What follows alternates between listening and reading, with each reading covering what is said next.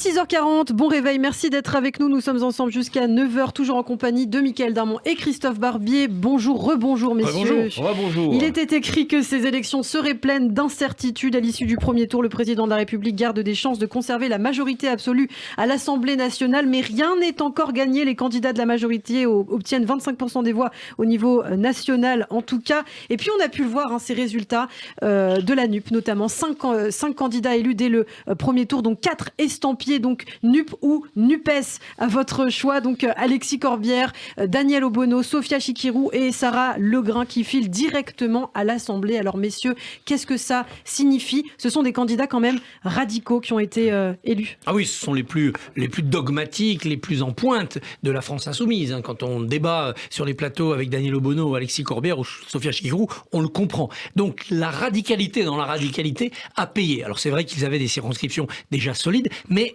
à aucun moment, leur prise de position radicale n'ont pu décourager les électeurs. Daniel Obono, il y a quelque temps, déclarait que la loi sur l'interdiction des signes religieux à l'école était une loi infâme. Ouais. Bon, ça n'empêche pas d'être élu au premier tour. Ça va colorer quand même ce groupe, la France Insoumise, qui a peu de chances d'avoir la majorité absolue et donc d'emmener avec la NUPES Jean-Luc Mélenchon à Matignon, mais qui a toutes les chances et les filles d'être le premier groupe d'opposition à l'Assemblée nationale la semaine prochaine. C'est quasiment acquis. Ça veut dire quoi? Ça veut dire que ce groupe aura de droit, c'est dans le règlement de l'Assemblée nationale, la présidence de la Commission des finances.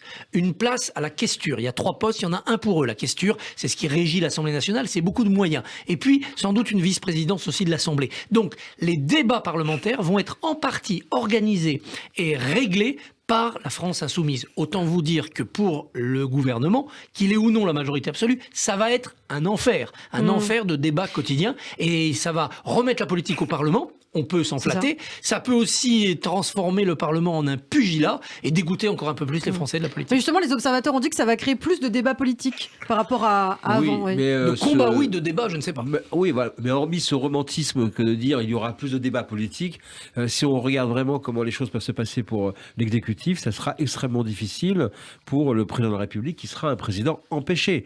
S'il est dans une logique de majorité relative, et une fois de plus, ça n'est pas encore certain, mais si jamais c'est le cas, il devra monnayer, marchander le moindre texte avec les autres groupes parlementaires, en particulier avec la droite, pour pouvoir obtenir une majorité. Ce qui, évidemment, peut restreindre ces marges de manœuvre, peut restreindre les ampleurs de ces réformes. En même temps, c'est aussi justement la fin du en même temps. On voit bien que, paradoxalement, alors qu'il a donné des signes à gauche depuis sa réélection, notamment en nommant Elisabeth Borne, alors qu'on a appris et on sait maintenant que cela aurait pu être Catherine Vautrin, plutôt issue de la droite, eh bien, il va revenir vers une séduction vers la droite. Donc, je dirais, une fois de plus, le jeu de godille va encore continuer, mais cette fois-ci, en enfermant encore un peu plus Macron dans ce système, dans ce couloir de droite. Et on peut dire effectivement que le macronisme va vivre une deuxième, maintenant, version, c'est-à-dire post en même temps, en étant obligatoirement ancré sur le centre droit, parce que c'est là qu'il aura son carburant électoral et la possibilité de faire passer les textes. Alors on parle de la NUPES, bien sûr, on parle de cette majorité présidentielle en danger, et puis il y a la place du Rassemblement national. Marine Le Pen, 18,7%, qui enregistre le meilleur score de son histoire au premier tour. Quand on regarde les résultats, si vous additionnez le score qu'avaient fait les socialistes, les communistes, les écologistes et les mélenchonistes en 2017, vous arrivez à peu près au total de la NUPES cette année. C'était même un peu plus, cette addition. Donc ça veut dire que la NUPES, c'est une addition, mais ça n'a pas créé un mouvement nouveau. C'est parce qu'ils sont réunis qu'ils se qualifient beaucoup pour le second tour, là où la division les avait éliminés il y a 5 ans. En revanche, le RN, sans alliance, tout seul, passe de 13 à presque 19 et va passer de 7 députés, 8 députés avec la parenté, à sans doute 35, 40 ou 25. Enfin, en tout cas, un grand groupe solide. Eh bien, le grand vainqueur arithmétique d'hier, c'est plus le Rassemblement national que la NUPES. Le progrès politique, il est là. D'autant qu'au passage, le RN a terrassé pour le quinquennat, reconquête, 0 candidat au second tour, donc 0 élu, et notamment Éric Zemmour qui mord la poussière dans le Var. Ouais. Donc pour le RN, c'est hier une excellente soirée. Alors, à voir maintenant ce que ce parti va pouvoir faire de son groupe parlementaire. Ça donne une tribune, ça donne des moyens, etc.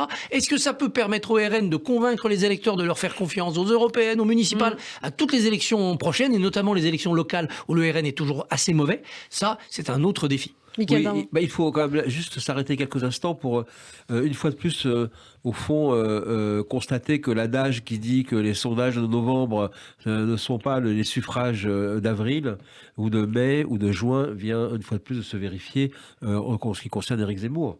Il faut se rappeler de l'emballement médiatique considérable qui a enflammé toute la chronique politique, toute la vie politique, toute l'opinion quand Éric Zemmour a fait irruption sur la scène politique, a créé Reconquête pour aujourd'hui voir à quel point électoralement il s'agit d'une comète. Mais c'est vrai, et Christophe le disait tout à l'heure, Ouais. le parti Reconquête va avoir les moyens de continuer à s'organiser, de continuer à subsister et de pouvoir préparer les élections européennes. Mais on a bien compris que pour les élections générales qui visent à intégrer un exécutif, et bien là, effectivement, c'est un échec patent d'Éric Zemmour et c'était l'objectif principal du RN qui gagne 1 million de voix d'une législative sur l'autre. Alors c'est intéressant, pendant la campagne présidentielle dont on a parlé, il y a eu cette idée de front républicain, faire front républicain à l'extrême droite. Alors la gauche a toujours sans équivoque appelé au barrage contre le Rassemblement national. Est-ce que ce sera le cas pour la majorité présidentielle? On a pu entendre notamment Clément Beaune hier justement appeler à voter la NUPES face au Rassemblement national et puis à faire aussi ensuite du cas par cas. Ça a flotté toute la soirée. Ça a flotté toute la soirée. D'abord pas de réponse, ensuite des prises de position individuelles comme celle de Clément Beaune, puis une vague consigne de cas par cas, et puis enfin tard le soir après des coups de fil confirmés par les porte-paroles de LREM,